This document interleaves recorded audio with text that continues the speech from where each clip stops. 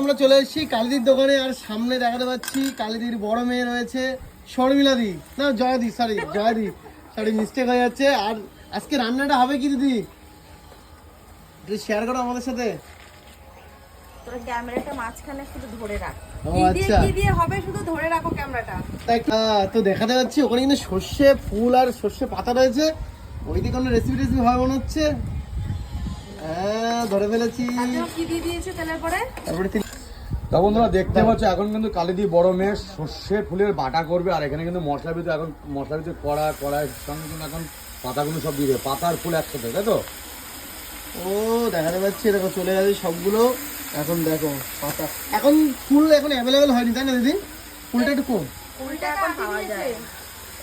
ফুল খুব একটা মানে পাওয়া যায় না, কিন্তু পাতা ছানা দেখবে।